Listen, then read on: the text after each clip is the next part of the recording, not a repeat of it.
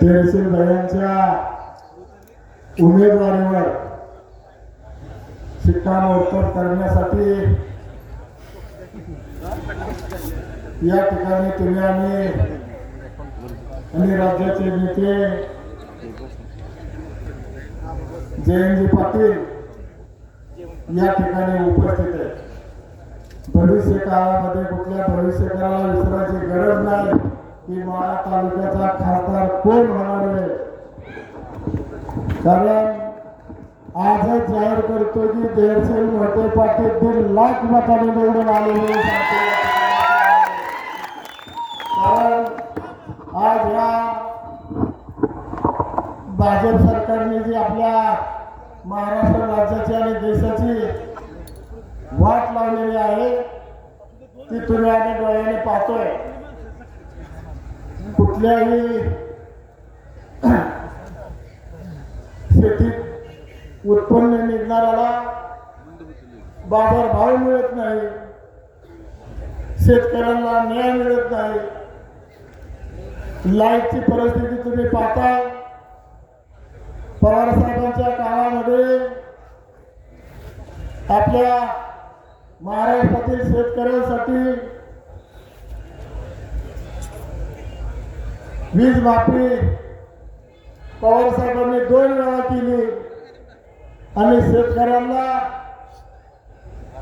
कर्जातून सवलत दिली. ही वस्तुस्थिती नाकारता येणार नाही. आणि म्हणून मला या निमित्ताने एवढं सांगायचं आहे की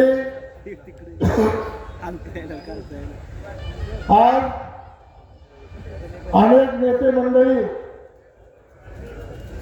विजयदादावरती विश्वास ठेवून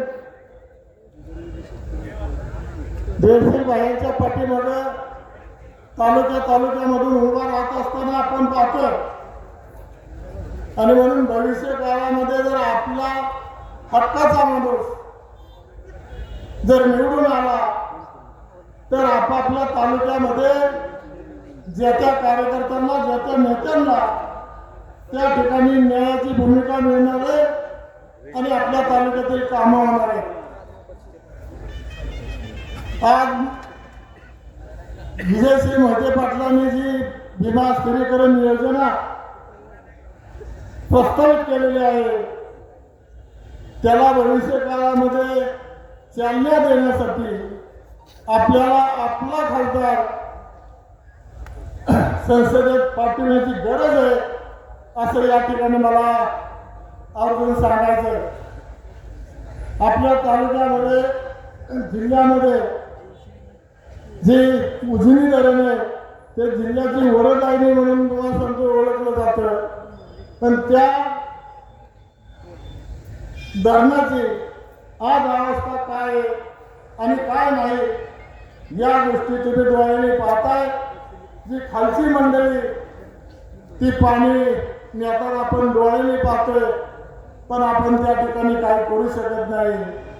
आज पाठीमागच्या काळामध्ये ज्या उजनीतून 2 पाळ्या विनाकारण सुटल्या त्या जर सुटल्या नसत्या तर आपल्याला मे अखेरपर्यंत या उजनीमध्ये पाणी व्यवस्थित मिळालं असतं आणि खाली सुद्धा तुळाचं रोटेशन प्रमाणे व्यवस्थित पाणी मिळालं असतं. परंतु त्या ठिकाणी जी नेते मंडळी आहे ज्यांचं त्या ठिकाणी मुद्दामून इंटरफेअर असतो असे नेते मंडळींनी खाली पाणी नेण्याचं काम केलं. म्हणून आपल्या वरच्या भागाला त्याचा फटका बसला. त्यामुळे शेतकरी नेता कुठे आला हे नाकडून चालणार नाही. आणि म्हणून मला या निमित्ताने सांगायचं आहे भविष्य काळामध्ये आपल्याला जर व्यवस्थित जगता आलं पाहिजे, आपला प्रपंच करता आला पाहिजे, आपला प्रपंच नेटका झाला पाहिजे.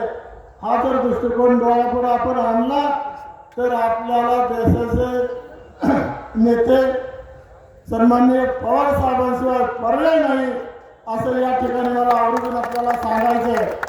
कारण कृषी मंत्री असताना अनेक वेगवेगळ्या योजनांचा लाभ आपल्याला शेतकऱ्यापर्यंत सन्माननीय पवार साहेबांनी पोहोचवलेला आहे आणि हे आपण तुम्ही आम्ही सगळ्यांनी नाकारून चालणार नाही.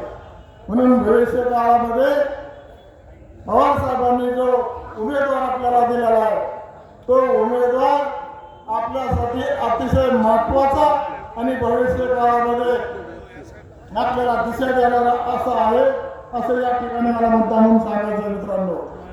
भविष्य काळामध्ये दादांच्या हातून विजयदादांच्या हातून सन्माननीय पाटील साहेबांच्या हातून या जिल्ह्यामध्ये आणि या तालुक्यामध्ये प्रत्येकाच्या तालुक्यामध्ये जास्तीत जास्त कामं कशी आपल्याला करून घेता येतील या दृष्टीने आपण भविष्यकाळाचा वेध घ्यावा असं या ठिकाणी मला आवर्जून सांगावंसं वाटतं. अनेक वेगळ्या गावामध्ये अनेक वेगवेगळे भेटतट आहेत. गावागावांमध्ये बैठकी घ्या आणि आपल्या पक्षाची भविष्य काळामध्ये आपल्याला काय मदत होणार आहे असं सगळ्यांनी एकत्र येऊन जर गावोगावाच्या गावं तुम्हाला सांगतो राष्ट्रवादी पक्षाच्या तुतारीचा जर पाठीमागे उभा केली तर आपला उमेदवार निवडून आणायला कोणीही अडवू शकत नाही असा मला विश्वास वाटतो. म्हणून या ठिकाणी आपण जिल्ह्यातून सर्व कानाकोपऱ्यातून या ठिकाणी उपस्थित राहिलेला आहे आणि म्हणून सगळ्याला विनंती करतो की भविष्य काळामध्ये आपल्याला आपलं जर तुम्हाला सांगतो कोडं सोडवायचं असेल आपले प्रश्न सोडवायचे असतील तर निश्चित मित्रांनो तुम्ही आम्ही सर्वांनी तुतारीच्या मागं आणि पवार साहेबांच्या पाठीमागं उभा राहून त्यांना प्रचंड मताने निवडून द्यावं आणि भविष्य काळामध्ये तुमची आमची सेवा करण्याची संधी द्यावी अशी या ठिकाणी आपल्या पुढे अपेक्षा व्यक्त करतो. अधिक न बोलता अधिक न वेगळता मला या ठिकाणी बोलण्याची संधी दिली त्याबद्दल मी मनापासून सर्वांचा आभार मानून मी माझे 2 शब्द संपवतो. जय हिंद, जय महाराष्ट्र.